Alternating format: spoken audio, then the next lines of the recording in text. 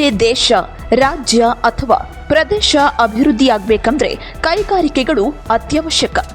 ನಮ್ಮ ಉತ್ತರ ಕರ್ನಾಟಕದಲ್ಲಿ ಹೇರಳವಾದ ಖನಿಜಾಂಶಗಳಿವೆ.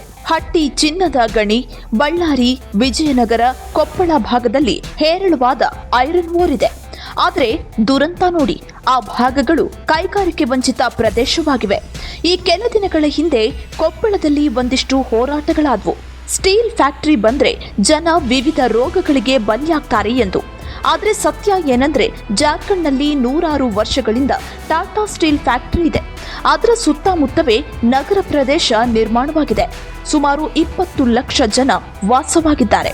ಅಷ್ಟೇ ಯಾಕೆ, ಇಲ್ಲೇ ನೋಡಿ, ನಮ್ಮ ಕರ್ನಾಟಕ ತೋರಣಗಲ್ನ ಜಿಂದಾಲ್ ಕಂಪನಿ ಒಳಗಡೆ ಒಂದು ಅಂದಾಜಿನ ಪ್ರಕಾರ 50,000 ಜನ ವಾಸಿಸ್ತಾ ಇದ್ದಾರೆ. ಯಾರದು ವೈಯಕ್ತಿಕ ಹಿತಾಸಕ್ತಿಗೆ ಬಲಿಯಾಗುವ ಮೊದಲು ಒಮ್ಮೆ ನಿಮ್ಮ ಮೊಬೈಲ್ ತೆಗೆದು ಇವೆಲ್ಲವನ್ನ ಒಮ್ಮೆ ನೋಡಿ. ಉತ್ತರ ಕರ್ನಾಟಕ ಅಭಿವೃದ್ಧಿಗೆ ಅಡ್ಡಿಪಡಿಸೋದು ನಿಲ್ಲಿಸಿ.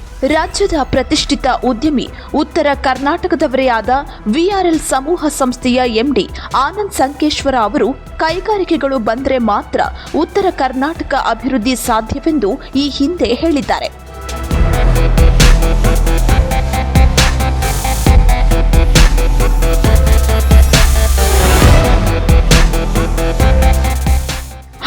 ಇನ್ನೊಂದು ವಿಚಾರ, ಇಂದಿನ ಕೇಂದ್ರ ಮತ್ತು ರಾಜ್ಯ ಸರ್ಕಾರಗಳು ಯಾವುದೇ ಕಂಪನಿಗೆ ಪರ್ಮಿಷನ್ ಕೊಡುವ ಮುನ್ನ 100 ಪ್ಯಾರಾಮೀಟರ್ಸ್ಗಳನ್ನು ಪರಿಶೀಲಿಸಿಯೇ ನೀಡುತ್ತಾರೆ. ಇಲ್ಲೇ ನೋಡಿ, ಸ್ವಲ್ಪ ಪ್ರಮಾಣದ ಕೈಗಾರಿಕೆಗಳು ಇರುವ ಬಳ್ಳಾರಿ ತಲಾ ಆದಾಯ 2,78,000 ಇದ್ದರೆ, ಪಕ್ಕದ ಕೊಪ್ಪಳ 1,52,000 ಇದೆ. ಈ ಎಲ್ಲವನ್ನು ಗಮನಿಸಿದಾಗ ನಿಮ್ಮ ಜಿಲ್ಲೆಯ ಅಭಿವೃದ್ಧಿಗೆ ಕಾರ್ಖಾನೆ ಎಷ್ಟು ಮುಖ್ಯ ಅನ್ನೋದು ತಿಳಿಯುತ್ತೆ.